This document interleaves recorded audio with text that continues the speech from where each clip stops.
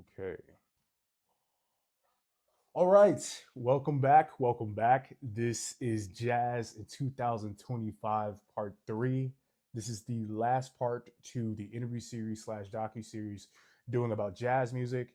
And I have the honor to sit here with a jazz professional, a musician, a businessman, a band leader, a composer, a multi instrument entertainer. He got his degree from Cal State Dominguez Hills and electronic music and engineering and programming. And today, he'll give us insights and perspectives on jazz through a professional point of view. I have the honor to introduce Jordu Schiller. Yes, sir. How you doing, I'm sir? doing well. I'm How doing how well. you feeling? How you feeling? Good, good, good, good, Yes, good. yes, sir. I wanted to start off with where are you from originally? I'm originally from Los Angeles, California. Originally, And when were you born exactly? 1957. 1957. Okay. Yeah, old school, bro. My my mother was born in 1956. Okay. So respectfully, I was my mother had me late, but it's always give respect respect to people that come from the 50s because you guys had a very great time growing up with the music Oh you yeah, were growing up yeah, with. yeah. What was your influence musically around that time in LA growing up? Well, I would say, well, first of all, I have to give all due respect to my parents. My mom, Barbara Sherrill, great composer, great musician, classically trained pianist. Mainly church, but she was great. She wrote some great stuff. And my dad, great guy as well. He played woodwinds, and he became a copyist librarian, and he worked with everybody. You talk to people in LA at that time, they knew who he was, especially in the 60s when he got his own business, which was a script house. Um, he worked with everybody, man. From Frank Sinatra, Sammy Davis Jr., all those groups, Sarah Vaughan, Dinah Washington, Peggy Lee, Motown groups. We can keep going. You go on and So on I and so on. I got my influence basically from that. But at that time, he was a jazz guy. I mean, he used to have a lot of jazz records around. My mom had the classical stuff, so I had to merge there, um, bridging that gap. So I have to thank them a lot. But the vibe for me was basically at that time and growing up early on was jazz. I would say to the mid 60s, because my dad had all of those jazz albums, man. I mean, he just constantly playing them, constantly playing them, constantly. So that was constantly in my ear, and the main one was in my ear was John Coltrane and Miles Davis. Uh, that is a lot of very important information Hmm. that I do want to pack for a little bit since we're in the Okay, first parts of the interview. That your mom and your dad, they were both musicians, correct, as well? they're both Who musicians. was the better musician in your opinion? I'd say my mom because she stuck it out the longest. But my dad was good.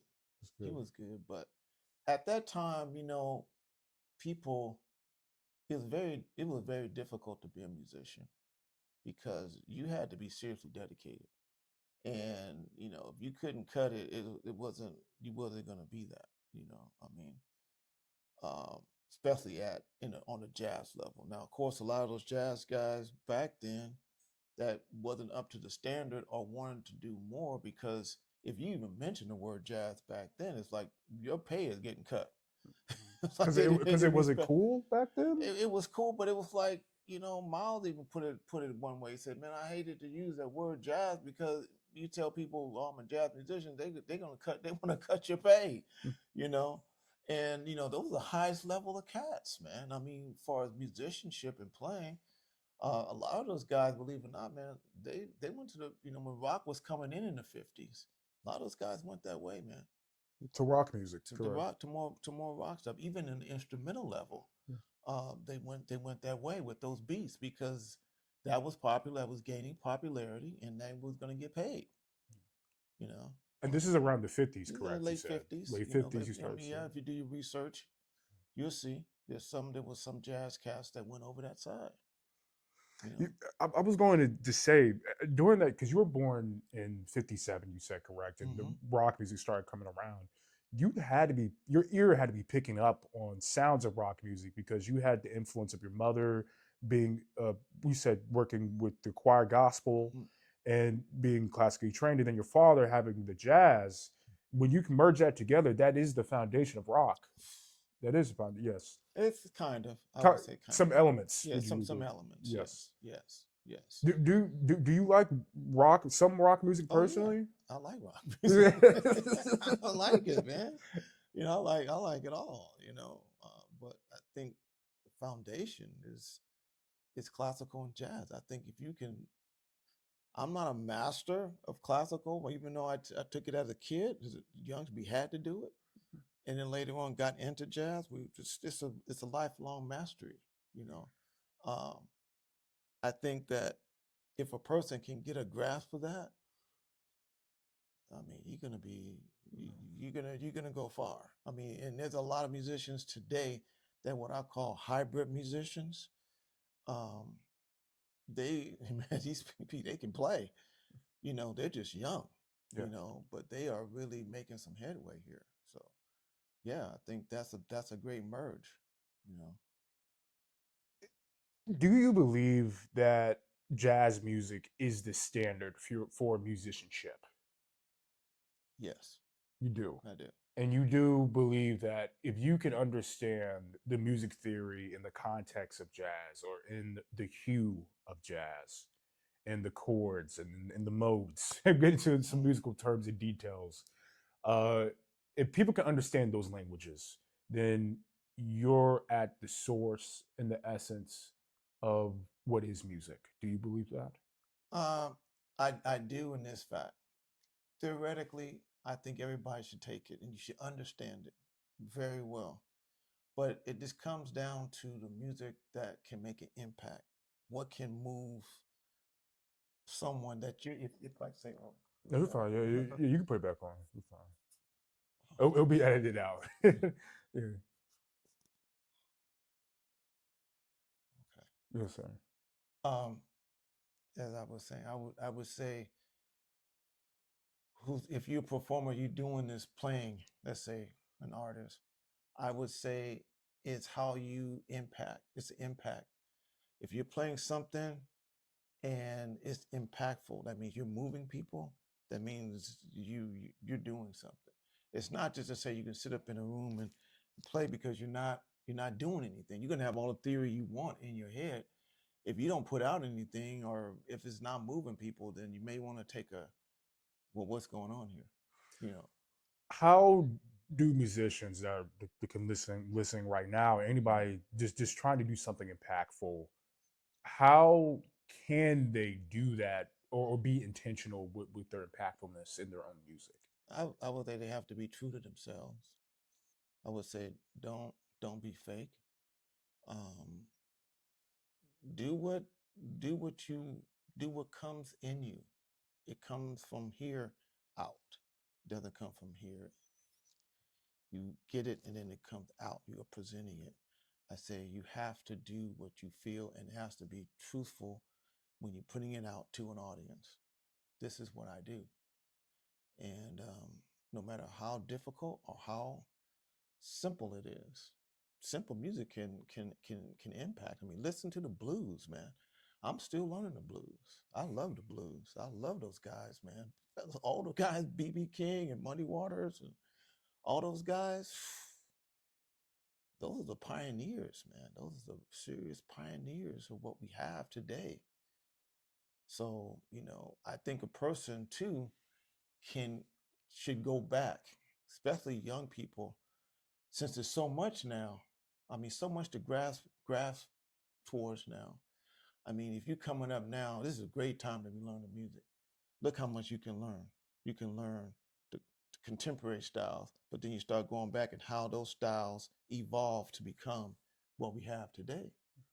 You know, you can go back all the way to the 1900s. That's just say the 1900s, the beginning, the seeds of modern jazz are coming into it, and what happened. Each, you know, if you can get a grasp of that, you have so much to pull from, and that will build an audience because the people can hear some of that, especially the old timers like me. Sometimes, if I hear somebody going back, oh man, he didn't went back. They went back to pull that. I've heard that before, but they pulled it. That's good. It's a young person doing that or someone doing that. Yeah. Did you get to see a lot of that intentionality, seeing your father work his business with Script House and the stars that came through Script House? Could you give two examples of people that you got to see your dad work with where, okay, I'm seeing the intentionality Mhm. behind making a imprint on jazz music? I would say Crusaders. The first the Jazz Crusaders, then they changed the name to Crusaders. I mean, I met Joe Samples. I met Wayne Henderson. They've been up there, and the horn player. What is his name? Forgot the tenor sax player. He played tenor sax and bass. Main group. I can't remember his name. Stix Hooper was in that band as well. Those guys. Um, I would say Temptations. Some of the guys from the Temptations. Four Tops. Sarah Vaughan Hmm. back in the day. Yes. Um, Probably don't know this name. David Page, Marty Page is the dad of David Page, and they're from, David Page is from Total. That's from Total, the Total Okay. band. Yeah, those Yeah. guys. Are you talking about? Those guys were great when they were like 16. Joe, the McCall brothers. Yeah. Yeah, those guys were good. Like 16, they were playing with Bog Skaggs, There man. were prodigies. Oh yeah, man. That had to be, man. I mean, those guys. But their parents were very good because Marty Page did all those arrangements in the 50s and 60s for all those singers, man. Mhm. Frank Sinatra, You say he did all the the arrangements. arrangements. Marty Marty Page. Page, Okay. yeah, the dad of David Page. David Page is a very, very good musician, man. And They just chose rock mhm. again, but you can tell within their music they're combining a lot of jazz elements too. What I see in rock drumming, a lot of people say that rock drumming is sourced from jazz drumming. Um, Would you believe that? I would only say it's just coming from the Big big band. band Okay. era, because I'm not saying rock drummers are not finesse players, Mhm. because some are. The fusion ones are. So, but you said a lot that came from big band. During this time period when you start to really recognize who your father is working with and being a music copyist, I got to interview Mike Redman. His father was Ed Redman, a very, very great music composer and copyist as well, just like your Yeah, father. Did they ever cross paths? Your father and Mike Redman's yeah. father?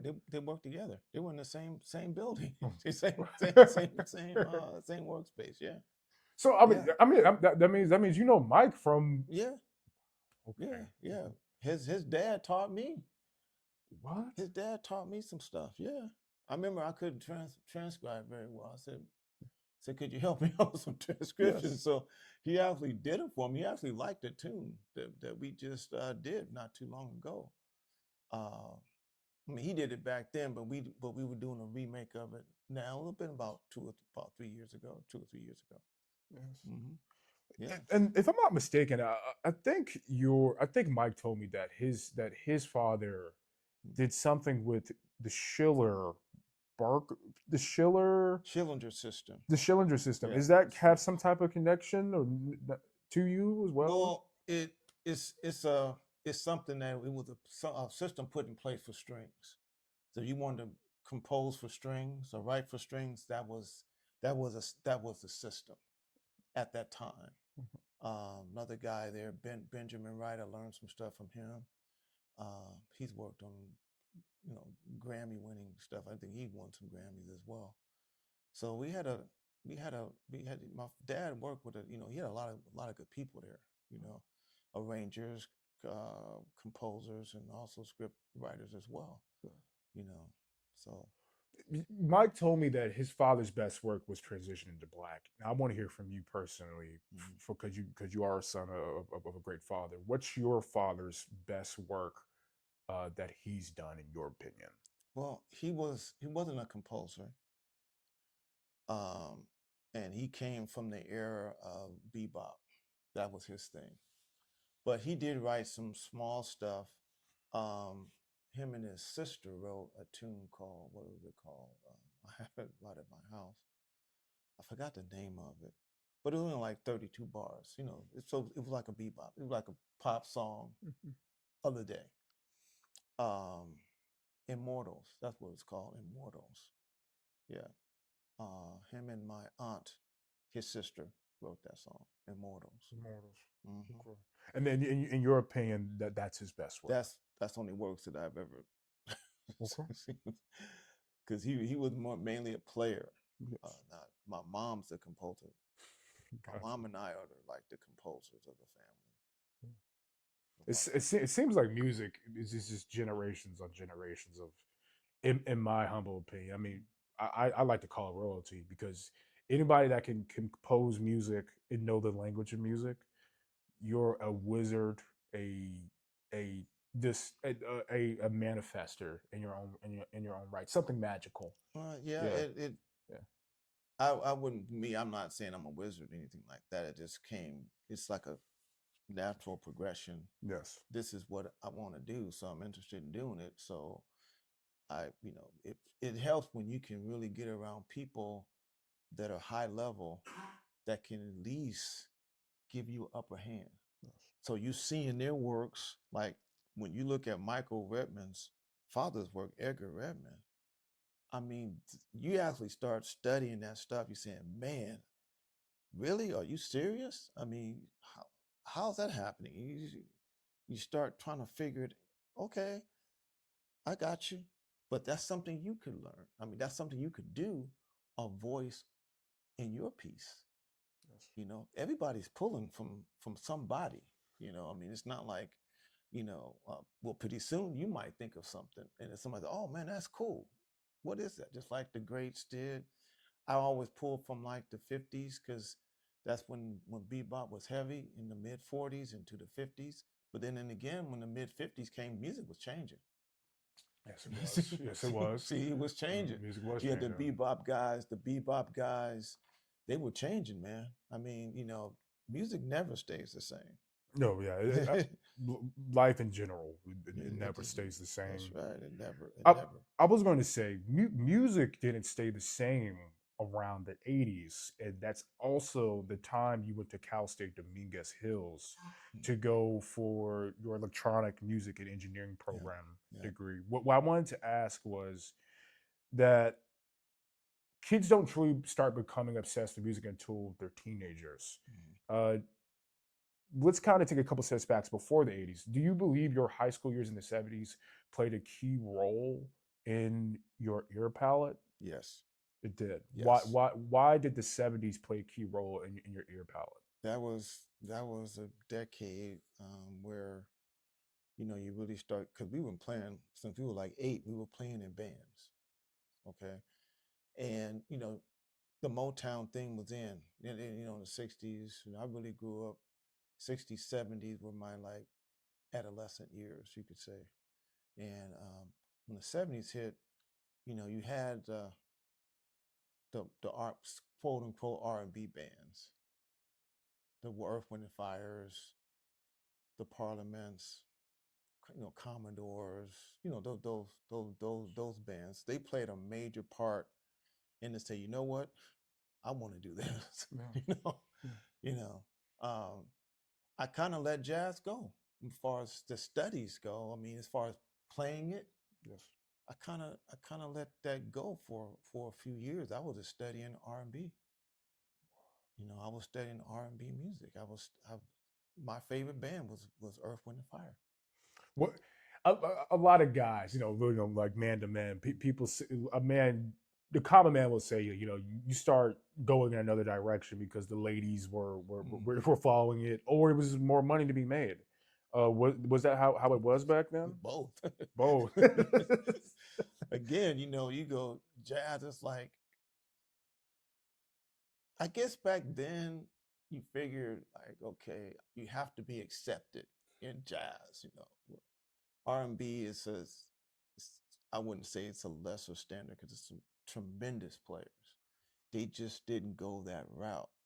They didn't want to go that route. This is what they wanted to do, and that's the thing. If you want to do this, whether it's rock, jazz, pop, whatever it is, I'm saying learn it all. But if this is one thing you want to do, then you go and you get your passage. You get your way of passage per se. Yeah. And in jazz, it's like if you can, that's the, my, I would say it, and Miles would say it. Miles first, I heard it. Jazz is like the ultimate achievement in this area of music because it takes so much. It's very demanding. You can't. Everybody's changing. I mean, you can't play the same stuff every night. You constantly creating it. And you constantly trying to figure it out. I mean, it's evolving. I'm not saying other stuff is evolving. It's not evolving, but uh, I think it's the highest creativity that you can get to, you know, because you can do so much. Where in R&B and some of this other stuff, pop music, you are put in a box Yes. because it's all about money, but that is definitely about money.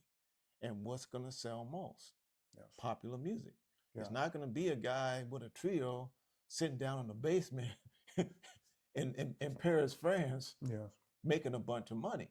Yeah. It's not going to be that guy. That guy, or girl, whoever group, they may get some festivals and stuff like that, but are they going to make as much on a gig like a Taylor Swift is making? Even back, no, they're not. But you know what? They're gonna probably bring just as much enjoyment, and if they're a good group, impactful, creative, it's gonna be the same impact for their audience. Maybe, hey, this is my audience right here. This is it, and they're allowed to make a living. They're doing that. They're out there doing it, and people appreciate it, and that's the main thing.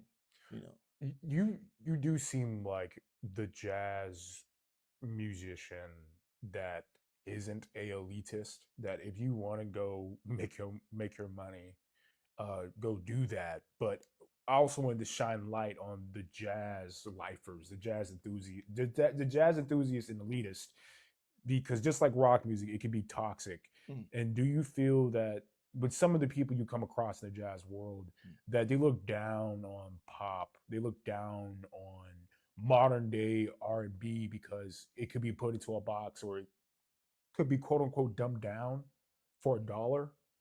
Is that very common? You'll see what other jazz listeners say, like, we don't like the R&B and the pop because it's dumbed down and you can put it into a box and you're selling it for the highest dollar. Well, yeah, some will say that. But again, we had a lot of people following that stuff that were jazz elitists. I mean, you take Donald Byrd per se. One I would say the first person that I actually really heard started to go into more of a pop jazz, or that kind of commercial jazz stuff. I mean, and look where he came from. He was he was a serious player, man. But he said, well, let me try this. Well, why not? Look at Miles. But then you guys got like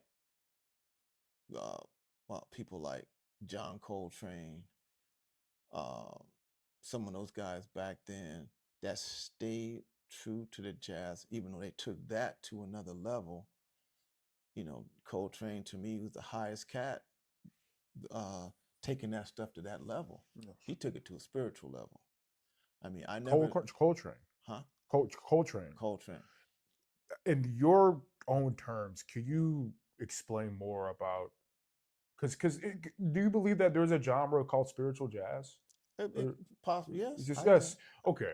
Could you explain to people about how something like that could be spiritual? Because some people could say debunk it by, oh, they're talking about rocks and stones, magical. No, It's like no, no. like what makes it spiritual? It's I think it's puts you on a different conscious level. Um, I've never I never had to experience John Coltrane playing live, but people that I spoke with in the past um, that have, especially when he was up in New York. I think he that the one guy I was talking to, he was actually from New York, and he saw Coltrane play at the Vanguard, and he said it was so intense, he was sweating. He said, "Man, I was totally drenched Yes. when I came out of there." You And know, and Coltrane did bebop. he Correct? did, he did more than modern jazz, but he started in bebop. Yes. And I think there's a story out there. He actually started on alto sax. And he heard Charlie Parker play. He said, "I got to go to something else." So he started picked up the tenor sax, and history is made. I Yeah. mean, this guy. I mean, I can listen to Coltrane today, all day. I can just put it on and just listen to it. Love Supreme, that album, I think it only has either one song or two songs, one on one side, one on the other side. I can listen to that record Yes. for at least 8 hours. Just let it just keep playing. Yeah. That's a great album, man.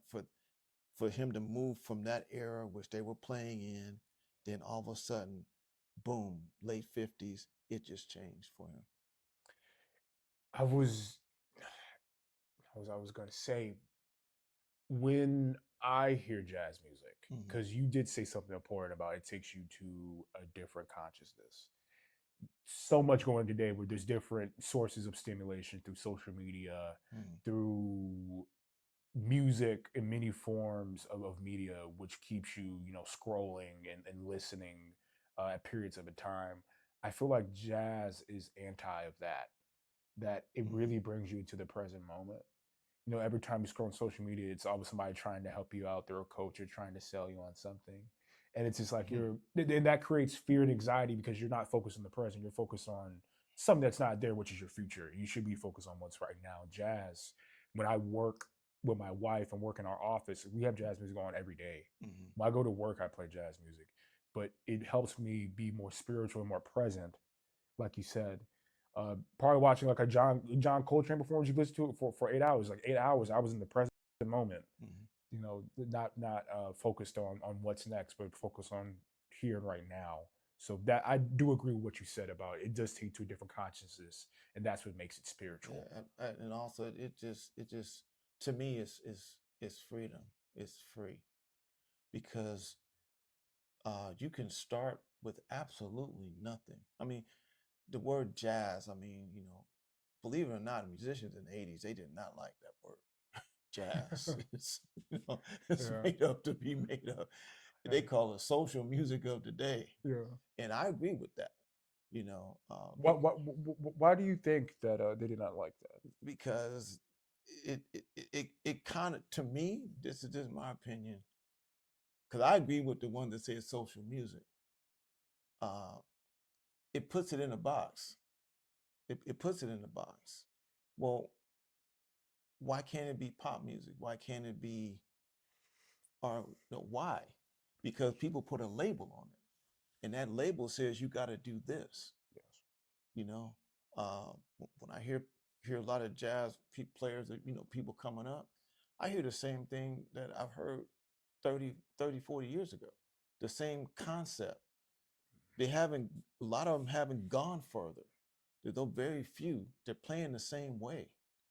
When back in the day, people played like themselves. They wasn't copying, you Yes. know. So I know they're trying to keep that tradition going. I know that, and that's good for some people. Wynton Marsalis is a great example. He's great, and he's done a lot, and he's keeping those traditions going. But he is doing stuff. He's doing a little bit different from that old style of big band stuff, bringing Yes. it forward. Yes. He's bringing that so people can still hear that this is where it came from, and now we're here. So yeah, they do a little bit different things there, but they still got the big band thing happening, and this is where it's from.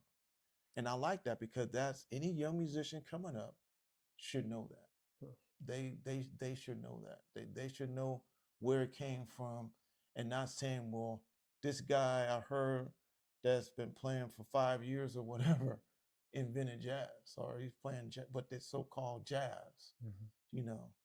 Um, to me, it's being free, it's creative. I mean, it's only to me is where you can start from nothing and it can get crazier and crazier and crazier up here, keep going. Then you don't have to stop. You know, There's no limits. to me, there's no limits. There guys out there I follow now, um, they're just, I mean, that are jazz guys. They're not crossed over. They're just playing jazz. That's what they're doing. They got their compositions going, and they are taking it. Those guys are taking it to another level, man. They're really stretching it. I mean, and some of it you will say, man, this is bordering noise. You know, I mean, seriously. But I look at it differently. I look at it like, man, these guys are stretching. Yeah, let's go. You know, that's the stuff I want to hear because that helps. That helps me. You know, oh man, you doing that? Okay, that's something different. I haven't heard that. I'll go there. But other cats, you hear that? Oh, I heard that. I heard that 20 years ago. I know what they're doing. You know, yeah, okay. You said Wynton Marsalis that he was able to be a bridge to go for big band to present day new modern jazz right now. He was a catalyst for that. In the 80s, when you were in college, did you start to see things kind of dwindle from not being big band and being more electronic and one man band in the 80s? When did you start seeing that in your personal experience in LA? When did you start seeing that? Yeah, I saw it. I actually saw it in the late 70s. The machines were coming in, you know. When you got to the 80s, man, they fully blown in, you know. you know, uh, you know, people they just changed, you know. It's like that's when the seeds of the smooth jazz stuff comes in, you know. Now it's watered down. I saw, oh man, they just trying to do some R&B stuff. But, you know, it's a business, man. I mean, it's a business. And yeah, those guys, they were jazz cats, you know, probably couldn't get on that level or were on that level and say, man, I gotta start making some money, you know. And so the seeds start to come in on that, you know. Um, You said you did say that. You said smooth. That was like the around the 80s or the late 70s was you start seeing the first traces of smooth jazz come along. I'll say Correct. around the 80s, The 80s, but early especially in the 80s, you smooth had jazz this started to become bigger and bigger. because the term back then when you heard it was elevator music, you know, it was elevator music because it was it was simplified. I mean, you know, the stuff that Kenny G was doing, some of those other guys, and those guys are tremendous musicians. People may not know that, but those guys are tremendous musicians. But they chose to do that. So that's the thing. They chose to do that. Yeah. It, you know, whether it was financial or they said, "Man, I just want to do this. I want to chill out." You know, and so you had a big rush for that because that was pushed because the jazz audience. I don't think the jazz audience has ever shrunk to me personally. You know, I think it broadened out, but it's music of what's popular. You know, jazz comes and it goes on popularity, but the festivals still go. Yeah. Now instead of just having all jazz artists, they have R&B artists, they have some rock artists, folk artists on those jazz concerts On the same card on too. the Yeah, same yeah, card. yes, Yeah, yes. yeah, yeah. During this time of you said the late 70s and the 80s, I wanted to get more details as well on the the equipment inside the studio. I remember I talked to a guy that was a sound engineer, Mhm, and he came a sound engineer over in Avondale Estates on the east side, and mhm. he talked about how Atlanta used to be an analog heavy based studio in the early Yeah. decades, Mhm. and now it's just fully digitized. What were the first couple of things you started to see change in the studio when you went to college, or around the late '70s and '80s? Well, things were still big, but everybody was going towards synthesizers. So studios had synthesizers now. They had they had the drum machines coming in. The rappers started bringing that '80s. in. Yeah, Yeah, hip hop was in the '80s. So yeah, yes, yeah. yes. Actually, though, the seeds of hip hop, I'm gonna tell you, yeah.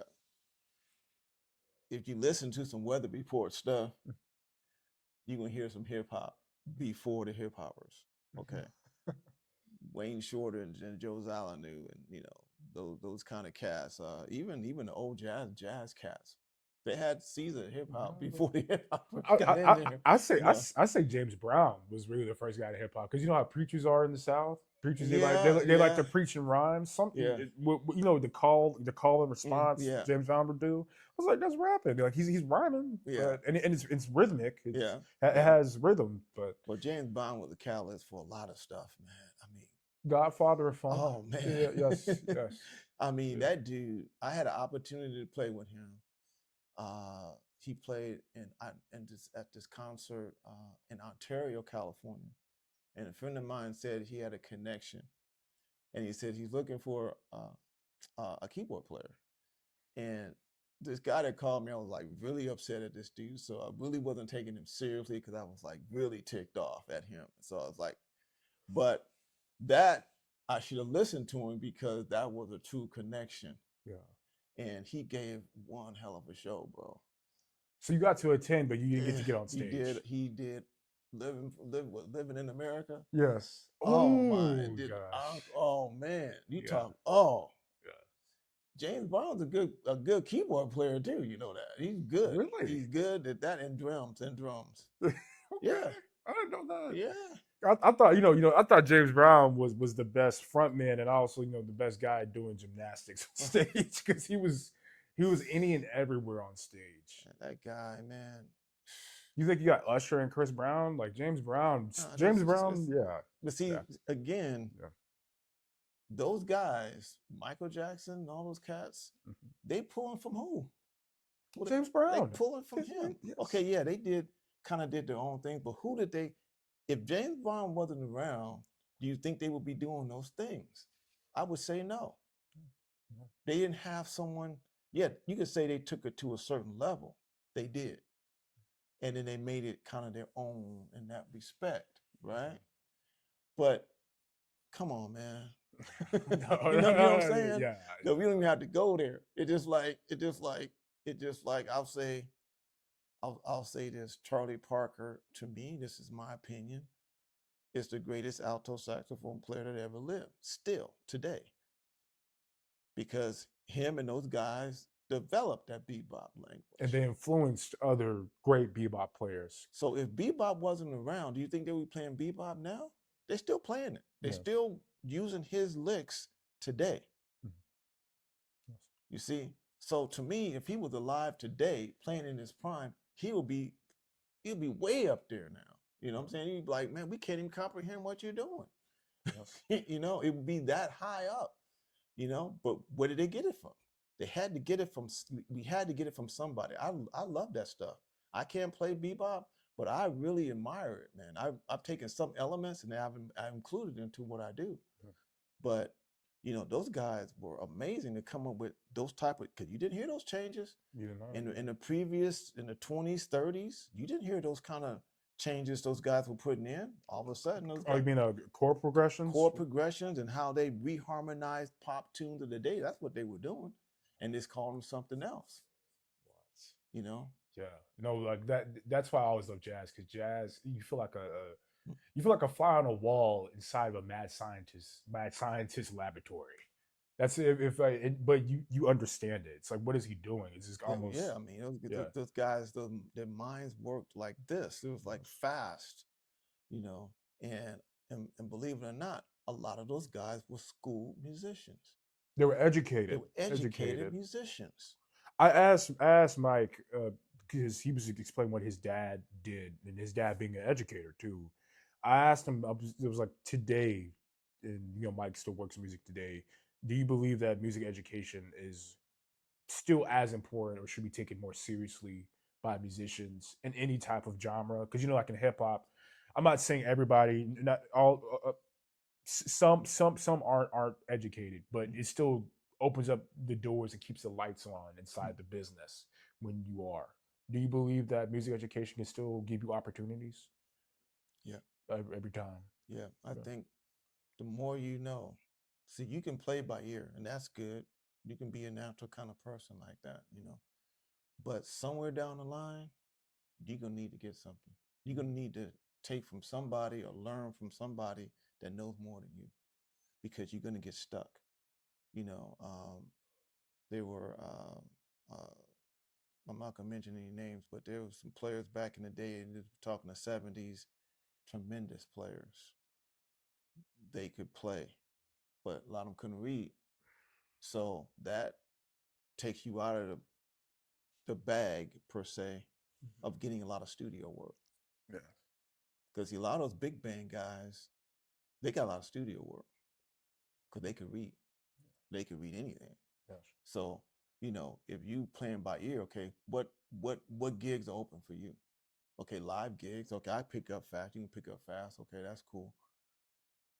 But what if you want to play with a big band? What if you're going to play with, someone's going to have to teach you everything? I'm going to play it for you or put it on a recording instead of you just being able to read music or understand what it is.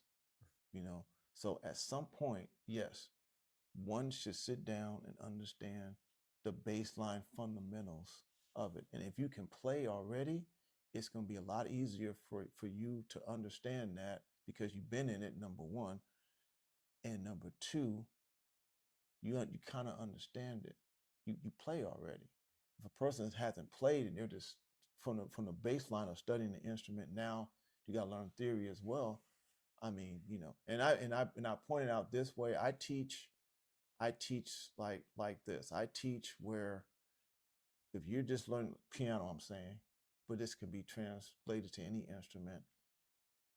You see, because we start learning notes right away. You see, you play, and then you hear, right? Because you don't know what a C sounds like until you Well, hit to extract the key, right? yeah. My goal is for you to see, hear, and then play.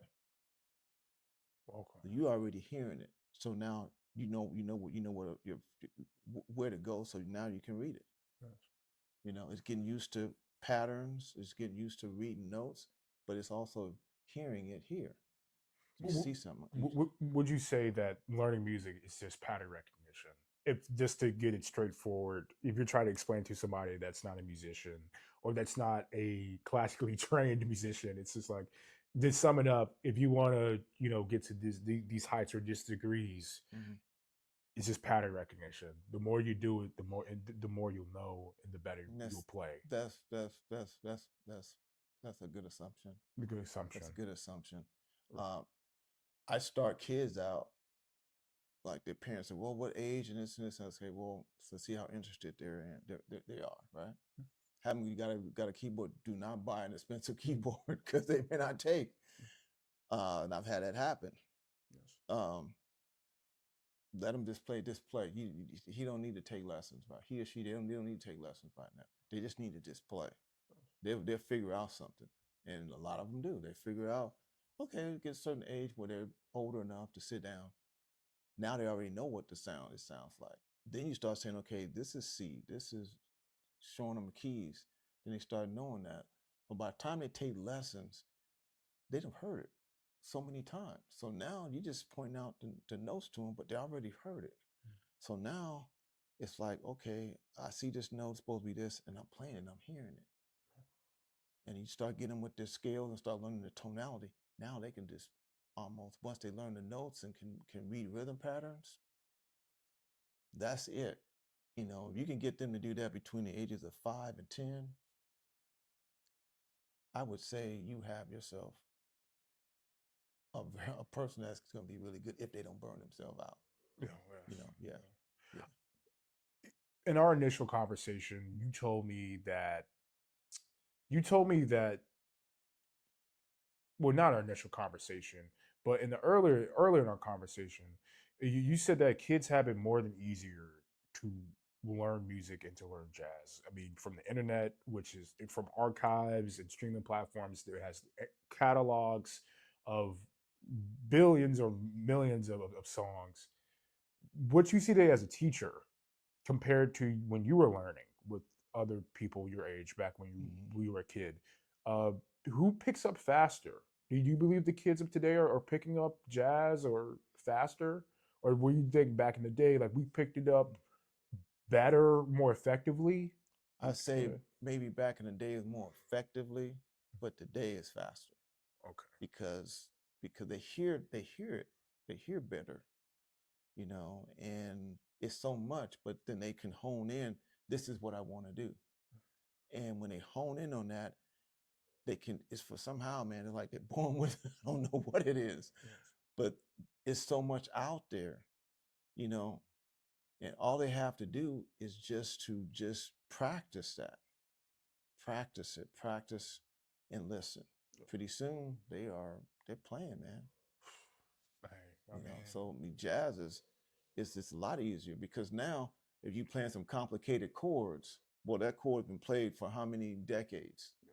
If you hear that chord, if I played that chord right now and you see it, and now you come across, you hear it so on a record, oh, I know what that is. You may not have perfect pitch, but I know what that is. I know what these guys are doing. They got this thing happening here. You hear it. Now when you see it, oh, okay. Yeah, it's You nothing. know, Yeah. then cats that they might not be able to read or whatever. They can hear that stuff, man. They can go straight to, oh, I heard this. I know how to articulate this. Yes. You know, back in the day we had to listen. We had you to me, reading articulation, you gotta have someone, you gotta hear it. Yes. You gotta hear it. You during is well in the 80s. When I was doing my research, Hmm. Wendell, he was the first person I interviewed for the interview series on jazz. He shot up some information about some work that you did that you recently re-released on Bandcamp Hmm. called Windsong. Uh, it was on May 30th, 2025, but the album was made in 1982 at Studio 9 Sound Labs. Hmm. Can you describe the process of finding talent for that album? Um, we did that album. To find the talent it wasn't easy. I tell you that much. But I remember I was going to school at Valley College at the time, and I met the bass player Eric Takamine, excellent musician, played bass, keyboards, and trumpet. Um, and my mom was doing work, and she had a drummer, and his name was Al Drew. So that made the trio right there. And then the drummer found the singer, Ella Brooks. She's from Tennessee. Chattanooga? What is she from? Uh, Hopefully Memphis, the blues capital, or yeah, yeah, yeah. yeah, I yeah, think it yeah. is. Okay. I think she is from. I think she is from Memphis. Gotcha. She's from Memphis. Yeah, yeah. Great singer. Um, it wasn't easy. It wasn't easy. No, it wasn't because you got to find people to gel. And before that time, we was just putting pieces together. And Oh, and you're the band leader. yeah. It's correct. Hmm. You're the band leader. Then the process of, you know, let's say the pre-chorus or getting down to the verse is everything so meticulous that it leads to a very long time to complete the album. How long did it take exactly just to Well, complete it? it didn't take that long of a time. I think it took maybe 2 months. I worked with a couple other people on it that actually wrote the songs with me. I wrote the majority, but then yeah, I wrote every song on there. But Okay. we had co-writers that wrote like 4 songs. Okay. Yeah, I did 2 songs each on there. So, um, yeah, it was, I took their lyrics and I put music to them, Gotcha. and that's kind of how. Well, actually, I had some tracks and I gave it to them. But then I took a lot of their lyrics. I was just thinking about the lyrics, and then I just started putting the music to it. So you made the instrumentation around the lyrics. Yeah. So the Mm-hmm. lyrics came first, and then after came the instrumentation. Mm-hmm. Mm-hmm. Is that usually how you work if you're performing or making music with a vocalist, or no? Normally, if I have a track already, if I've completed a track, Instrumental an track. instrumental track, Yes. and I'm looking for it, I say, oh, this would be good for a vocalist, right? I'll give that track to him. Now, in the beginning, I was not giving out melodies, right? Mm-hmm. But so it takes a lyricist that studied some music, that understands melody, that could sing. Maybe they're not a great singer, but they could sing, and they know lyrics that they could just, okay, this feels like this. So mainly was a lot of poems. I still work with one of the writers today. Actually, she's moving to Georgia, and what's over there off of in West Cobb. Oh, okay. Yeah, Yeah, she's living in West Cobb over there. I forgot. Metro Atlanta though. She's moving to the area. No, she's moving up off 75's up north, Smyrna area. How? farther up. It's where Dallas. no, Okay, not okay. that far, but it's like east of Dallas going. I forgot the name of that Could be school. Hiram. Is it Hiram? Hiram No, is Paulding County, but Cobb County. no, Yeah. Paulding is too high. It's like uh, Kennesaw. it's a little bit above Kennesaw. Okay. I forgot the name of that place. Anything more northern than Kennesaw, I consider the country almost. Yeah. This is But not the country. yeah. It's a famous high school basketball team.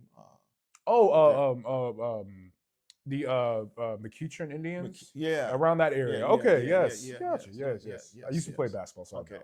so Yeah. yeah. So she's moved around there. Her daughter moved here, so she's moving here. I'm working with her on a project's been like never ending. On she does lyrics. She's a pro. She's good too. Yes. So, but yeah, that's what I would like to do. I like to just give someone a track Mhm. with a melody or not, and let them vibe to it. If they say, "Well, I can't come up with a melody, but I got some words," okay, I can take those words and I can make a melody with those words. What? Yeah, I mean, yeah. I'm about to say yes, because that makes a lot of sense because a lot of people don't know that even the vocal, a human's voice can be the instrument, yeah. and then that could be not even mimicked. That could be played on the keyboards, for example, or a guitar, or even the sax. Yes, trumpet. So I just try. If you yes, can hum it to me, that's cool. Um, uh, but the rappers picked up and the hip hoppers picked up what they call beats, right? yes, My cousin still does it. They have a beat. They have no melody. They're rapping. yeah. They come up with a hook. And a lot of some of that stuff I I I I like. I like. My cousin does. I'm getting ready to do a whole jazz hip hop thing. What?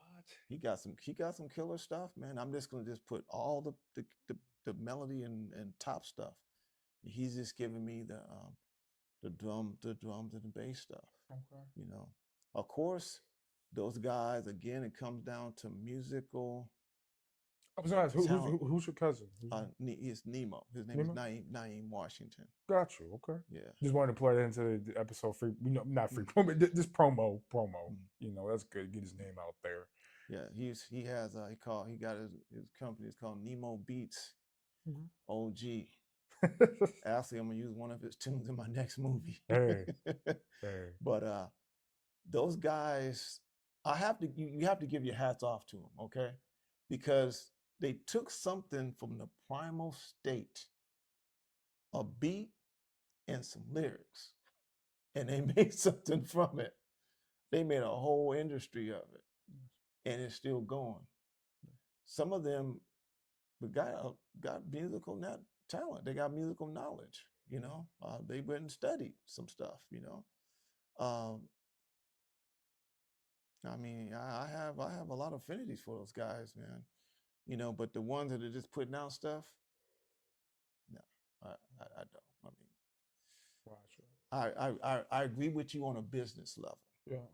but on a musical level, no. not at all. Oh, I just want to hold that thought. I'm gonna edit this out. I just want to check my camera to see if everything's still going.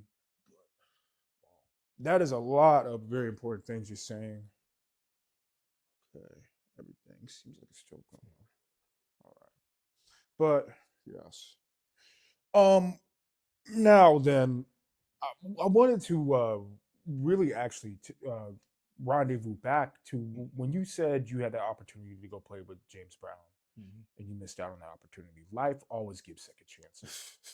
What was that second chance that you got to go play with a person that's music royalty Hall of Fame level? What was that opportunity? I You would got say to Barry White. Very White. Barry White. Is that, would you say, the most star-studded opportunity that you got to execute? Yeah. I had some other ones, but he was the biggest. The biggest one. Wendell told me prior that you got to play with Barry and you got to go on tour with him. Is that correct? A couple tours. And was this during the time Barry White was in his prime coming out, or was it a little bit after? This was later on. It was in the 90s, early 90s. Okay. How did that come about when you got the call? But who connected you to Barry and his team? Actually, my dad was working on some stuff for him, and I had moved. I moved out of the house, and I remember, but he let me rehearse there. So I had band members over, and I was playing in this one reggae band that I thought that was gonna go. We were really different, had some different players in that band, but my luck. I said, man, bad luck, But anyway, I must have had some cats over a few times, and it was when he was working with Barry. That was a summer. I can't remember what summer, 90, 91, I think, something like that. And anyway, we were downstairs. My dad's upstairs working. We downstairs jamming and playing, and then leaving. And then he had called me up, and he said, Barry White looking for a keyboard player. I said, yeah, right. I've heard it all, right. I had to come out with my own little first solo CD called Waves, right? Smooth jazz, smooth jazz thing. I'll let you hear it sometime. Yes. And I said, yeah, I've heard it all before. And he says, no. He said, I'm working with him. I've been working with him, and I've been working with the, with the musical director and the arranger. His name was John Roberts, great guy. And then looking for a keyboard player. I said, yeah, okay. He said, here's the number, call him. And of course, I didn't. And I remember I was staying at my mom's house, and so my dad calls me up. He says, did you call John up? I said, no. He said, well, man, you better hurry up and call him. And said, because that's they're looking for somebody. Back then I was promised a lot of stuff, a lot of R&B bands, a lot of this, and you hear it, right? But you're going to get ripped off back at the time. You're going to be playing for free, and somebody skipping town on you, and owing you money on top of artists that are making money.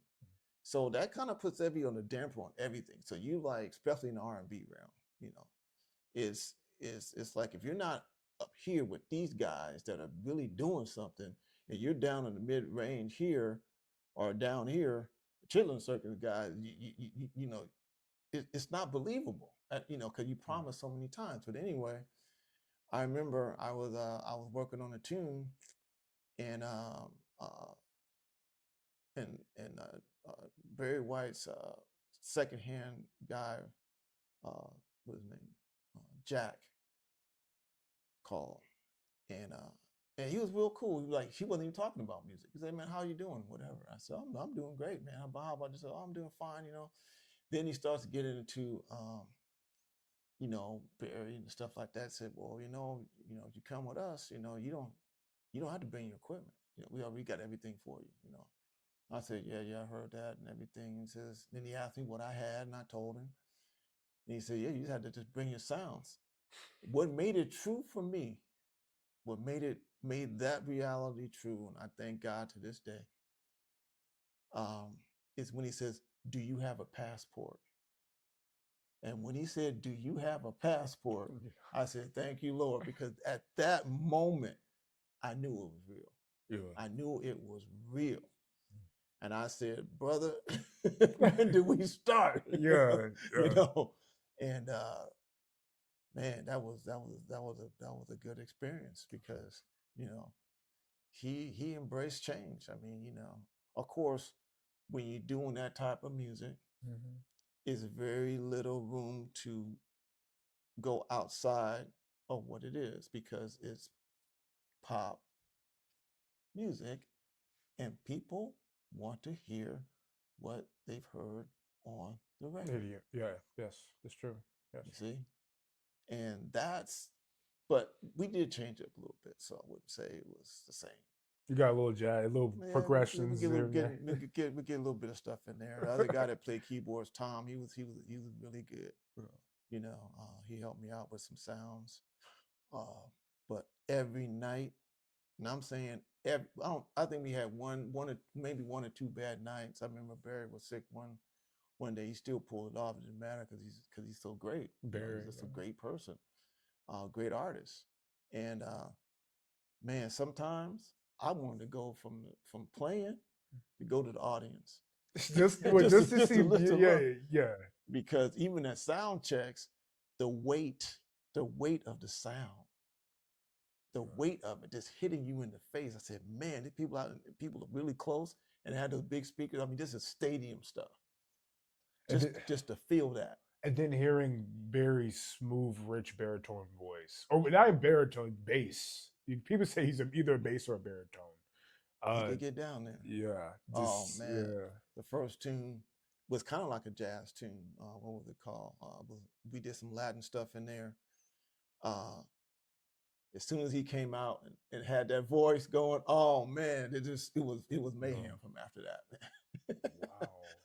I remember the last gig in Austria we did on that tour, and the drummer warned me. He said, "Man," he said, "hold on to your instrument." Lad, I said, "Yeah, right." And I forgot what tune we played at the end, but it was in then those venues, right? Mhm. They're like all enclosed. You can have like you can have restaurants. You can have a soccer field down there. You can have a Olympic swim thing. Yeah, Track and field somewhere, because it's huge. It's like maybe 2 square blocks.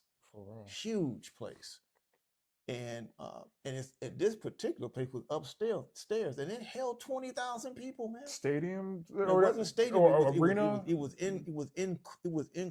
enclosed. It was like Wow. this huge building, and it was huge. Yeah, I mean, but it was up. It in the wasn't sky. it wasn't down. It was up. We had the parking garage down, Yeah, and this was up.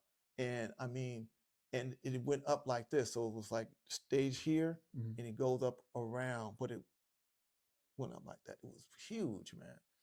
And we played the last song, and I guess they did it the year before. These people, man, they loved him so much, man. They started to do this. Oh, it started. That's the form of clapping by rubbling their feet, And I what guess. happened was Yeah. it caused a wave. It went down like this. Oh, it started It shaking. started shaking. The floor started It's shaking from shaking. people tapping their feet. I mean, it was Yes. like that. I thought it was an earthquake. Yeah, you had to be, especially being on an elevated stage, because I know your Yeah. stage is elevated. Yeah. And my keyboards was going off. Shaking. And Yeah. so I'd put one hand behind And and yeah. playing like this. Yeah. And the drummer was out there. He was smiling and laughing. He said, like I told you so. No, European fans are, when it comes to anything, sports or music, they're the best. Oh yeah. They're the best. Yeah. That was a very good story. It just details about getting to play with what you say in your opinion the best opportunity to play with Barry Yeah. White. Mhm. I wanted to get into some quick fire questions just to Okay. switch up the pace real quick. What I'm going to do is I'm gonna present two uh, two subjects. Mhm. You pick one of those subjects and give me a reason why. Mhm. So I'm gonna start off with the subject being keyboardist. Mhm. I'm gonna give you two keyboardists, like, and you just pick. Okay. You also have the option of like I can't choose between both. They're both so good. So yes. To start off, our first subject is going to be keyboardist. Mm-hmm. So Herbie Hancock or Oscar Peterson. Mm-hmm. Okay. Well, Oscar, he was the cat. I mean, he was a great. He was. You can consider him a modernist for his day, right? He was a little bit out of the box there. Um, great, great. I mean, I can't imitate him at all. I mean, he was just great. Uh, Herbie, on the other hand, smooth, uh, very melodic. Um, I studied him a lot.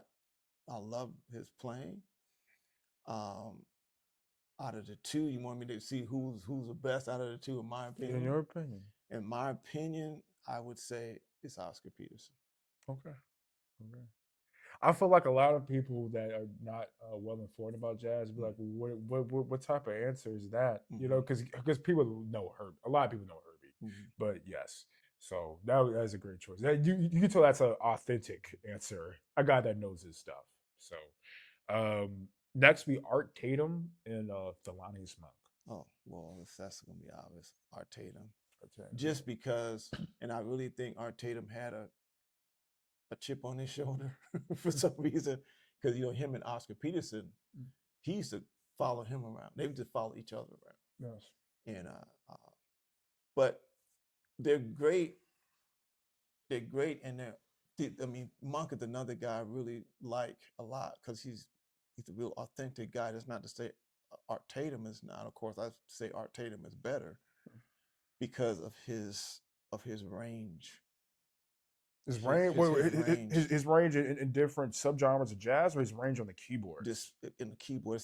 Sometimes it's if you hear him play, it sounds like he got three hands. Really? Like, what is he doing? You know, it's Okay. the guy still studied heavily today. Okay. Um, there was a there, you got to get this down. There's, when I talk about Monk just for a couple seconds, but they had Horowitz. I know if you know who Horowitz is. I do not He's know. famous. Used to run together. The classical, believe it or not, the classical pianist and the jazz pianist, they all kind of knew who they were because some of them went to the same schools. Some of them, except one went this way and one went the other way. And a lot of people knew Art Tatum because he was the cat. Period. And he actually there's a story out there, and it was a story about Horowitz did an arrangement of this tune. The tune I can't remember it now, Honeysuckle Rose or something like that. I can't remember it. Anyway, Horowitz invited Art Tatum to his place so you check it out. The guy worked on it for. You hear the classical pianist again. You talking classical, and the guy that's jazz, more so-called jazz. And so Art, he knows him, so he went up there, and that's why I say he had the chip on his shoulder, man, because he just knew. Um, he goes up, and Horowitz, he's like really admired the guy. He says, "Hey, you want? I got this new arrangement in this tune, Honeysuckle. I think it was Honeysuckle Rose. I'm not for sure. Anyway, he sits down and he plays it, and he asked Art Tatum, "What do you think about this? Oh, that's good. That's really good. So how long you been working on that?" He said, "About 3 months." He's like, "Okay." He says, "You want to hear me play it?" He says, "Well, of course." The guy goes down there and he just wipes it out. Yeah. He wipes it out, and then Horowitz says, "Well, when did you learn how to play that?" He says, "Just now." Just now. Oh my This gosh. guy, they said this about Art Tatum. It says at jam sessions, right? He says, "You better play your solo before this guy gets here because he plays everything. And when he plays everything, there's nothing left to play. You can't play anything else. Yeah. You're just duplicating what he played. And he's destroying that.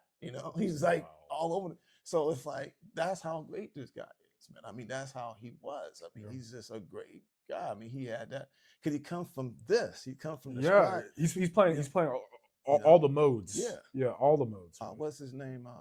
What's the cat? Uh, God, one of my favorite guys. Rachmaninoff, I think. Rachmaninoff, one of Stravinsky, one of. He says, man, if Art Tatum decides to go classical, we're done. Please don't, please don't. Don't, man. Yeah, Stay over yeah, there. yeah, yeah. Like, leave some real estate for us on this. Leave something for yeah. us, man. Because Yeah. he said the guy, I mean, Oscar Peterson said, he said, man, the guy just destroys everything. Art Tatum. Yeah, he said Yes. he's great. Yeah. Keith Jarrett or Chick Corea? I would say similar, but I would say Chick is more intense, even though Keith Jarrett can get intense. Is it because Chick was, one of the forefront guys for jazz fusion? Probably because Keith Jarrett, when he stayed standard wise, he didn't go out like Herbie Hancock or Chick. He didn't go that route. He went more acoustic. That's what he said he liked. But then again, he played with Miles. And as you hear that stuff he played with Miles, it's good stuff. Really good I stuff. mean, I love Keith Jarrett because he pays so much attention to melody. Was he on Bitches Brew? No, he wasn't on Bitches Brew. Was it before? He came after Bitches Brew. Okay. Yeah, he came out. He actually played with Chick on a couple of those tours, but then Chick left, and it was just him for a while. So he actually kind of replaced Chick. Okay. I remember I saw Miles. My dad took me to see Miles. He opened up for Nina Simone, believe it or not. You got to see Nina Simone? I went to see Nina Simone. Oh man, that's a dream ticket right there. Was at the Shubert Theater next to USC, and he opened up for her. Miles played organ on that. That was a wild gig, man. That was a wild gig. I wish I was born way earlier. Well, I can tell you this. Yeah. When she came on, she is a commanding artist. Yes. She is demanding and commanding. I mean, when she come on, it's like, okay, we're ready to go. Yes. She comes on, she could play 3 or 4 tunes and she'll get up and go. And then sometimes she'll play for forever on there. I was gonna say because how what Barry White, he's a bass, and then Nina Simone, she's like the female equivalent of the vocal category of like bass and baritone for a male singer. To hear them both on a duet would be a just move, because they both have very rich tones and voices. So I like your answer when it came to Keith and Chick. Yeah, Chick is a guy that he stretches. I love Chick Corea, man. I mean, you got to meet him. You said I got to meet him. I was like this. For real. Yeah, because you're a master keyboardist. He was. We were doing a session at his studio, and I was youngest in that band. I remember. And how old were you at the time? I forgot. I was in my 20s, and late 20s, I think. And we did the commercial, right? And so we're walking out, and they come get me. They said, "We want you to do some overdubs." I said, "Oh, okay." So they left me, and that was another thing I didn't like. You're just gonna leave your bandmate, at least want somebody staying in the booth, give me some kind of support, Anyway, I go back, and I remember that piano he had. It was nice, man. That's a nice piano, man. It's Yamaha, like 7-footer, I think. Nice, man. I mean. And so I had was like this, and then we're getting ready to that. So I was tinkering around. I was playing Spain. I was just learning how to play Spain, and I kind of look up like this, right? He's right there, man. The Chick is not that tall. He's not that tall. People think he's not that tall. But he has a certain type of energy in the way he carries himself. Man. The dude's hands are enormous, man. And I remember he's playing a little bit of Spain. And I said I didn't like. I said, yeah, trying a little bit, So, and then he said, well, come over here for a second. I'm gonna show you something, right? So, he took me in his hallway, right? The dude showed me his touring rack. We call them refrigerator racks. I mean, they were big as refrigerators with all these components. And I remember years later, went to go see him play, and I told my brother, I said, those will be refrigerator racks I saw, back then. Yeah, that's when the first Electric Band was out. It was like late '80s, somewhere around there. Yeah. He showed me. I said, yeah, man, those are those racks. Matt Hatter Studio. Got you. Yeah, Matt Hatter Wow. Studio. I didn't know he moved to Florida. That's where he passed. I didn't. 2021. Hmm? He passed away in 2021 during. 21. I think. Yeah, post COVID. Yeah. Or during COVID. My bad, not post COVID. That's definitely during COVID. But yeah, That's one of the biggest blows to the jazz community. I think so, man. Or just keyboardists. Just in general. Yeah. Just musician wise, that's a big loss because him and Herbie led it for so long. They led it for so long. I mean, those were the two main cats as far as the fusion stuff goes, especially Weather Report. Weather Report is another group that Wayne Shorter and Joe Zallen who came out of they came out of some big band stuff, even though they played with a lot of small groups. Then they formed up Weather Report, but I mean that's my main fusion group is Weather Report. I'm transitioning. I've been transitioning to be a fusion player. That's my next project is going to be like starting in March maybe. I've already written the songs, to just kind of getting them off the little SD cards and kind of arranging and writing them out because they're more compositional. Yeah. It's fusion, man. Fusion. Yep. Gotcha. Yep. I have one more comparison, compare and contrast for our keyboardist, Ahmad Jamal or Duke Ellington. Okay, I'm gonna go with Duke. Gotcha. Duke all day. I know some of the audience out there may not agree with me on this statement, but I'm gonna say it every time I get on the camera. I'm gonna say it. To me, this is my opinion. Duke Ellington is the second greatest musician that ever lived, behind Beethoven. And I'll tell you why. People say, well, it's not just because they play piano, it's the works of what they've done, what they accomplished. I mean, and I kind of mirror Beethoven and Duke Ellington.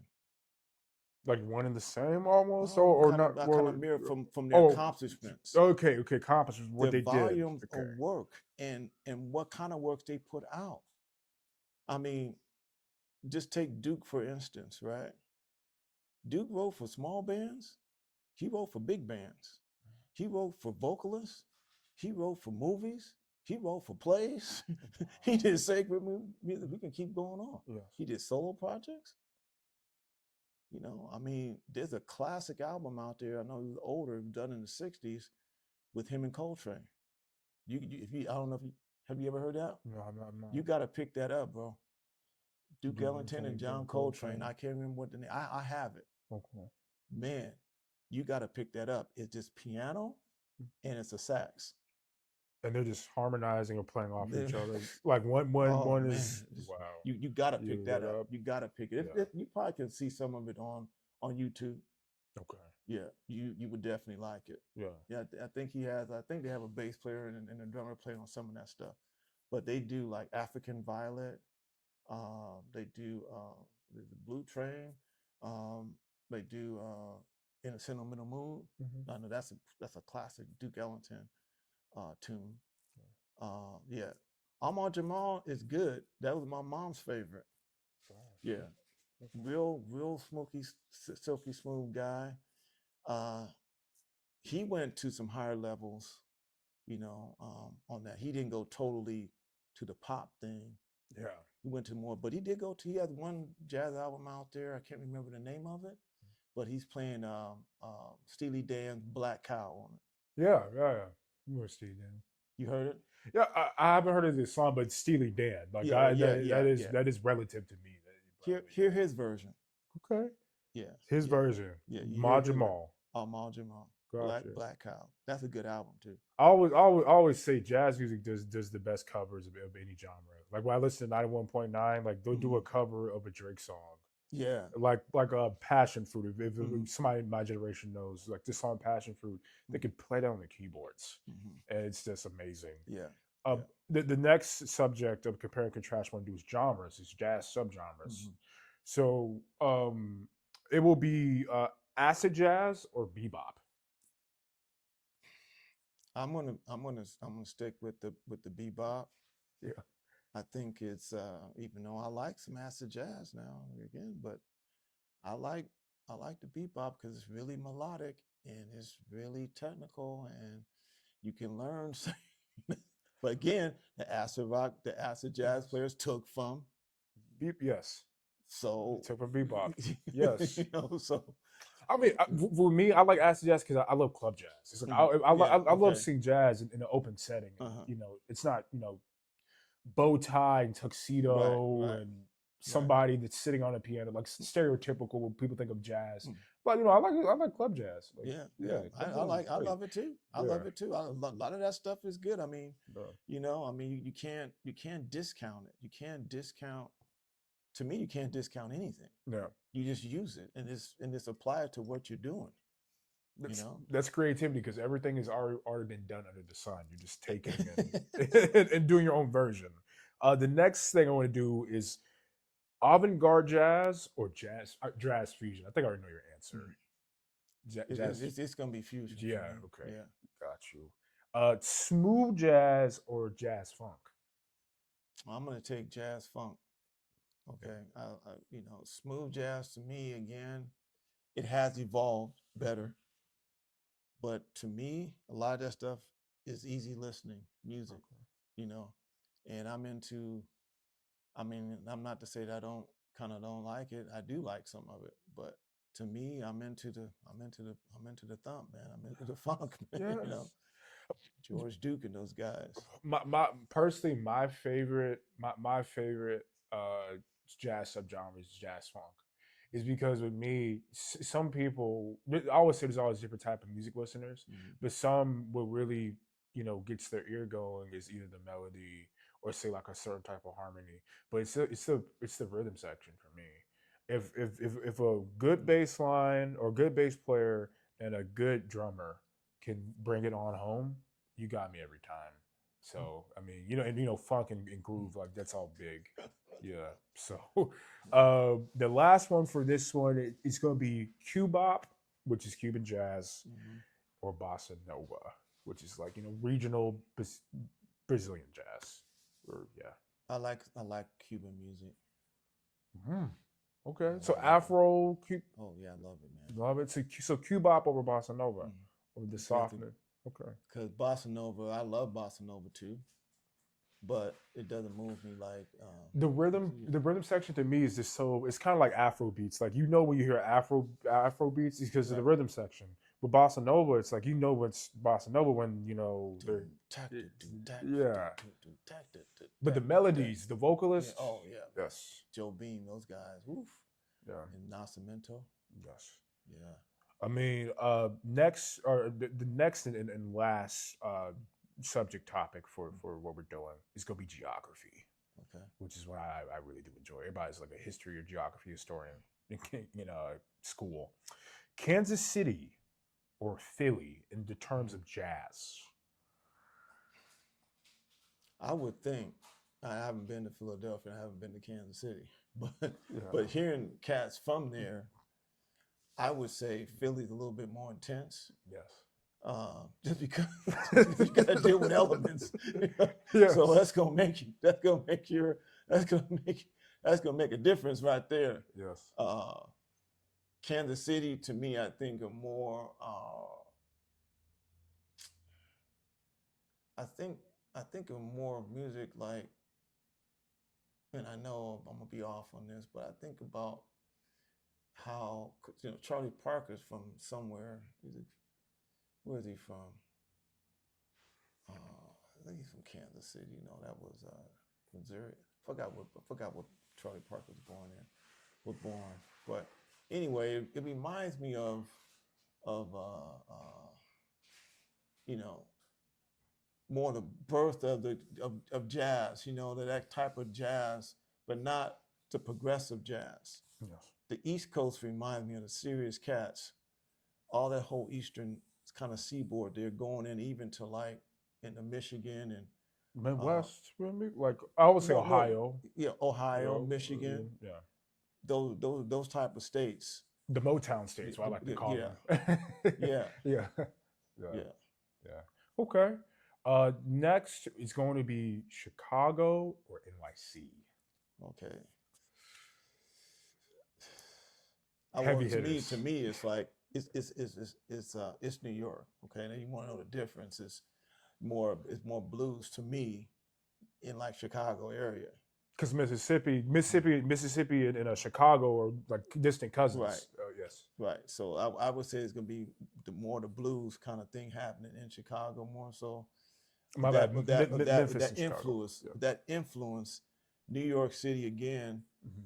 It's gonna be even though Chicago can get intense there with that winter time, but New York still has some to me some intense moments over on this side right Yeah. here. You know, and when it gets frigid, people are like, "Oh yeah, we got to warm up." And, you know. Yeah.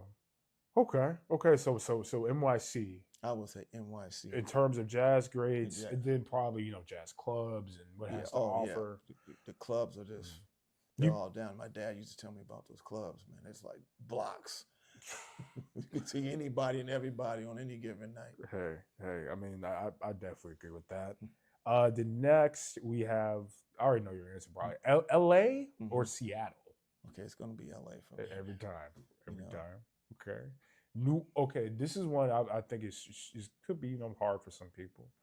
New Orleans or the South or the rest of the South. Hmm.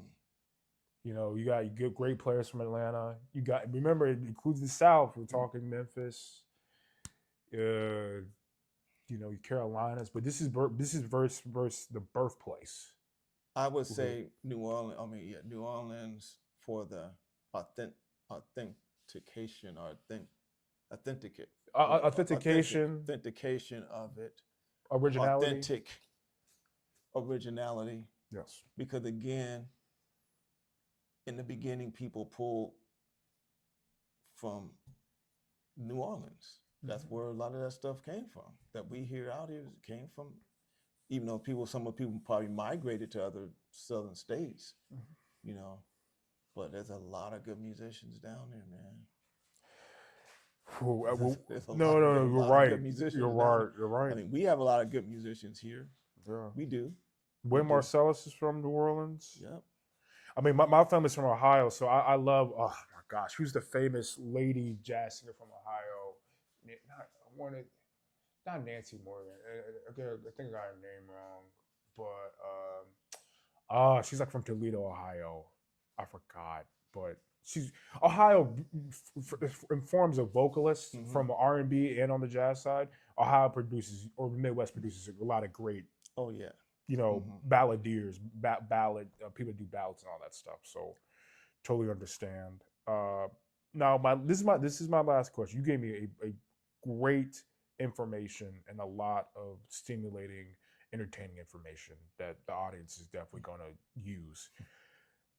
Today, there is a biopic on Miles Davis that's being worked on by Damson Idris. I don't know if you ever heard of who Damson Idris is. No. He is a young black Englishman from England. He starred in Snowfall on FX, which is a very well-known TV series. He was in an F1 movie with Brad Pitt that recently just released. He was the main star. He was he was the black guy. The black, so he was the race car driver. Yeah, hopefully he didn't get killed first. Kills. But that was a good movie. I like that movie. I didn't see, but yeah, it's good.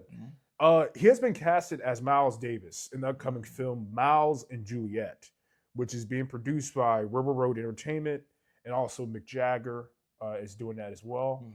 The film, which does not have a public release date, it's just a romantic chapter in Miles Davis's career in 1949. between a 20-year-old Miles Davis and a French singer and actress, Juliette Greco. Yeah, Juliette Greco. What is your opinion?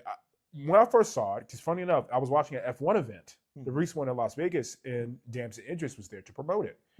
And that was the first time I found out that he was going to be casted.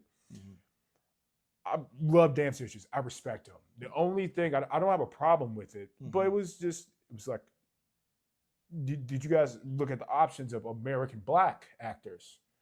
What is your opinion on Damson Idris being casted as a great American Black icon in Miles Davis? How do you feel about that? I think they should have cast American, in my opinion. Okay. I'm not, but again, the way things are going, they're casting more foreign blacks to do more American parts. I don't know how much studies or research that they have done to make it, because someone out there is still living that knows about that between Miles and Juliet for real. It's not just you reading about it, because that's what they're doing probably, is reading something, not getting it from the horse's mouth, unless she's still alive, and I don't know if she's still alive or not. No, she would be in her 90s, right? Yeah. At least. Miles was born in 1926, so he would be almost 100 now. No. So yeah, so if he was 20, she would have to be younger than him to even be in the late 80s. Yeah. So it would have to be someone that's still alive that remembers that situation, not just someone writing about it, and I think, and then you have to know what Miles' mentality was back then. Of course, they probably read his autobiography with Quincy Troop. He did a good job on that. So my thing is, I don't want to see, quote unquote, a fake story. Yeah, I understand where you're coming from. You know what I'm saying? Okay, yes. we don't have enough information, but we know this happened. So now we're going to make up a story. We're going to fill in the blanks with what we think happened, or we're going to put in some stuff that we think should have happened. That is Hollywood for you, where they call it dramatization. Yeah, like they'll exaggerate. Exaggeration is not the full intrinsic truth of what happened. You just add some things that were false to make it seem better. I don't see how that could be a blockbuster. You're gonna have people come out, but I don't. To me personally, that's something that I probably wouldn't want to go see. You know what I'm saying? Because I read about it already. Oh, so you know the story? I read about it. Yes. Okay. I mean, I read about that relationship from videos and him talking about it in the book and on camera about it. So of course they probably have taken a lot of that stuff to try to form their own story. Yeah, but that's what Hollywood does. So would you say that you have no expectations for the movie? Like not in a bad way, but you just don't know what to expect. From what you just told me, I kind of can predict it. Okay, that's me. Yeah, because and of course I might, like I said, I may not go until way after months after because it's like I'll read the reviews and see, but how is he gonna play Miles? Because you see they put Miles as like the bad guy. You know what I'm saying? He was the doper. He was this, but. And I don't want to see the negative spin on that. You know what I'm saying? And hopefully it's not a movie to tear a black man down. Yeah, that's what I'm saying. I don't want to see that. I don't want to see. Well, yeah, he was a doper, and now they're gonna bring that out. You know what I'm saying? Too much instead of just focusing on the positiveness of that. But again, the more the positive, it may not sell. They're gonna have to focus on that. You see what I'm saying? So Because why even do that? You know what I'm saying? why even? And then in two, you cast him with somebody that's not American. He's not American, Right. and yeah, he's not American. He's not an American black man. So I mean, you know, this looks like they're starting to do all these biopics in Hollywood with musical greats. Like, you know, they just put out a trailer for Michael Jackson's biopic. Yeah. With his I think his nephew Jafar. I could be wrong. Could have his name wrong. But I mean, hey, you know, that was very important to get your true, authentic opinion about, you know, something that's going on in jazz music today with a jazz great. And you definitely have the credibility to speak on it because you work in it. You Yeah, live. Your family's been in it. Yeah. I just don't think sometimes they do okay. Like which one came out? That was good. The Bob Marley one. You see that? The Bob Marley one? I'm not. I'm never been a big movie goer. I'm more of a documentarian. If it's a Okay. documentary, you got my attention. But I know I heard it. I heard it. It was good, and It it was kind of good. yeah. It was good. It was a couple of things. I played in bands. Like I played with the keyboard player from the Wailers. He came to sit in one night, and I got the chance to play with him. You know, and you know stories that guy tells. You What know Bob about Bob? about Bob. You know, I mean, the stories. I mean, were they all true? What you yeah. hear now, or was it? I mean, some people make some of this stuff up, and he even say that he would tell you that. Yeah, you know, a lot of them, like, you know, so that movie, I think, in one spot where to me, it was over dramatized, Mm. you know, and people know what that is, you know, but um, you know, You know what I think it is too as well. I think this trend of doing biopics of icons mhm. in different musical genres had to be with Freddie Mercury. If you saw that biopic about Freddie Mercury, I didn't see that one. actually, funny enough, actually is a really good. Mhm. You know, because it just talks about the beginnings of Queen and how they got to, you know, their heights through the point of view of Mhm. Freddie Mercury. Freddie Mercury being the main character. But I think it all stems from that because we're getting a Michael Jackson one. Mhm. We recently, like, you know, like the Ray Charles one with Mhm. Jamie Foxx and stuff over the That years. was that Yeah, was good. it was I thought that was pretty good because he no. actually met Ray Charles. And my dad's office was almost right around the corner from Ray Charles' Did you get to studio. see him? Meet Yeah, him? What? I've been there, man. I want to know because He because lived. Script House, yes, He yes. lived. We lived in the Ladera Heights area. They lived. What they lived a little bit north of us. They lived more in Baldwin Hills. So we were like Ladera Heights over here. They were Baldwin Hills right here. You You could drive right around to their house. see him? Yeah. I had a question. You said Ladera Heights. There's a very famous rapper slash, I guess he's a composer himself, Tyler the Creator. Have you heard of Tyler the Creator? He's from the same city you just said, where you were living right around the corner In Ladera from Heights. from Ray Charles, Mm-hmm. and he's a keyboardist.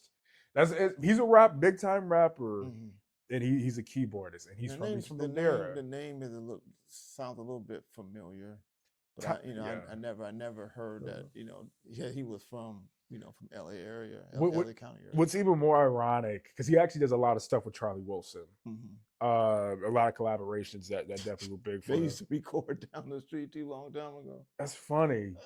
I was gonna. At Yeah. what was it? I think it was Ike and Tina Turner studio. Mm. Yeah, Okay. yeah, Yeah. that was in Inglewood, down in Inglewood. I think they used to go down to because I met Charlie Wilson. His cousin, see, there's another thing. His cousins both, so either cousin or Brothers. was somebody supposed to sing in a band. We Mm-hmm. met. He said, "Yeah, man, I'm gonna come sing in your band." Da, da, da, da. Man, that guy never showed. So, I said, "Man, we gonna get this dude. He's yeah. part of the Gap band, man. You know, he wasn't. That was his uncle or something." No. And the guy said, you know, later I think that same guy, and I got his name, that actually started a tribute Gap band Mm-hmm.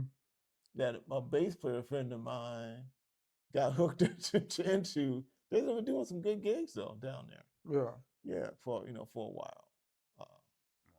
So you know, yeah, It's a small world, man. That is a small It world. is. It is. That's, It's a small world. A lot of people that I played with. She's out here now, Melina Shaw. I did a gig with her at what is that place called? I forgot it, man. That's one night I would like to forget. It's playing in my career. That was a hard gig, man. hard That gig? was gig because she's one of the best, man. I mean, she did a great job. She cut me a lot of slack, man. She cut me a lot of slack It's like, because they were giving me tunes in the wrong key. oh, I mean, would that be their fault or? Well, you know, you're supposed to be able to transpose. Gotcha. And I was sitting in for my friend. I was sitting in for him. I was subbing for him, and you know, I don't use the transpose button. Yeah. You know what I'm saying? I You know, I understand. don't use that because it would throw my ears off. And that was a hard gig, man. I said, "Oh my gosh, she's gonna fire me if I have to." But she was cool. She cut me some slack, man. I told Mikhail, I said, "Man, I did the best I could, man." That was a different gig. But she moved out here. She moved down to Atlanta area.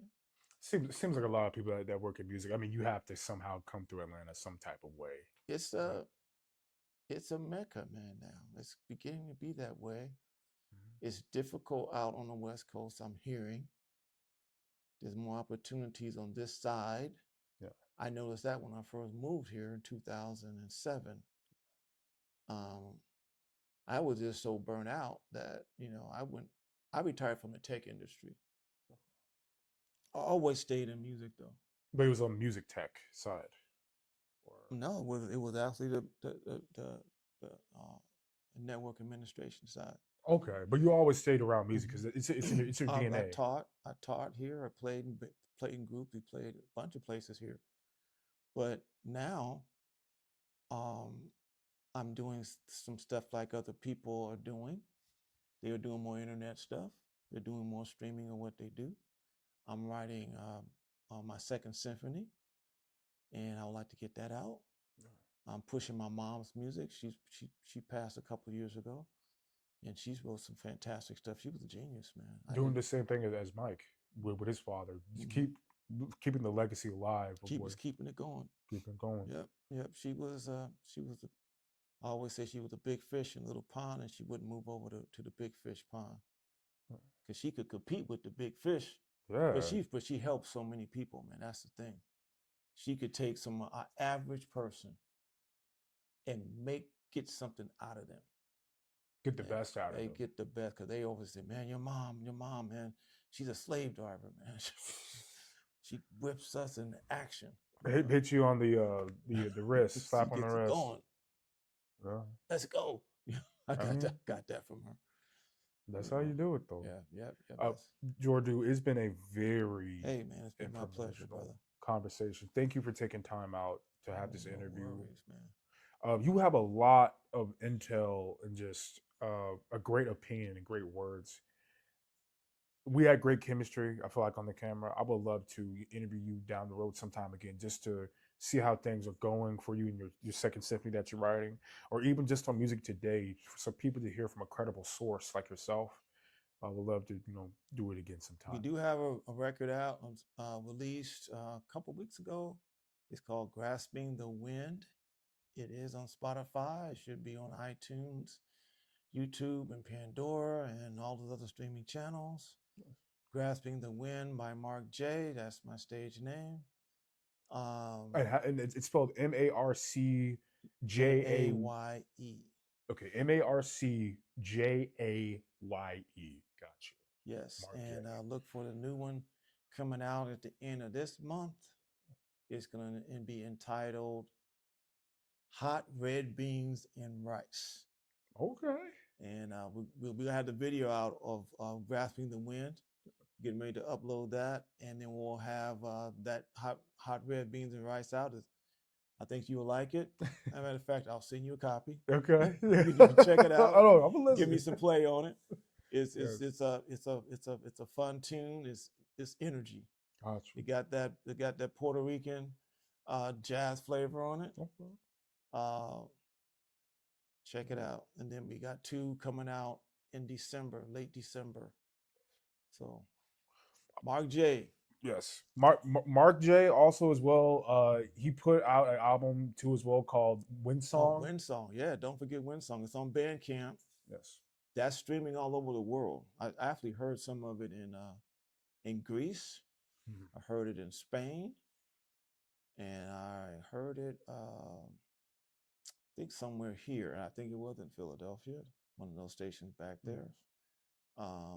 Where else? I think that's it so far that I've heard it. Okay. Hopefully, um, the guy that I'm working with in that, Andreas, he's great. He's a jazz. You talking about a jazz enthusiast? Hmm. That guy, we did some stuff for a group, and he's not from here. He's from the Eastern Bloc, Euro countries. Oh, Eastern Europe. Yeah, he's from Europe. Hmm. And he does some great stuff. He has a I can't remember the group's name, but it's a group that's from the Eastern Bloc of Europe, and these guys are great. They got Elvin Jones did some work on that. These guys are great. So jazz has gone everywhere, and all types of it, from the big band to the acid Yeah. jazz to the club jazz Jazz. to the bebop Yeah. to the smooth jazz Yeah. to the funk jazz Yeah. to the fusion jazz. It has gone everywhere. Everywhere. But the seeds of it, to me, go back to the OGs. Yes. We got to give homage to the OGs, Yes. and people out there know who I'm talking about. Yes. Always got to go back to them. Always gotta pay respects. Yep. Sir, thank you for your time. It's been Okay. productive. This is Jordu Schiller. Sherrill. Oh, my bad. Okay, my bad. I'm sorry. He told yeah. Yo. Jordu Sherrill, A.K. Marc J. aka Marc J. Signing off. Thank you guys. Yes, sir. All Yes, right. sir. Thank you so much.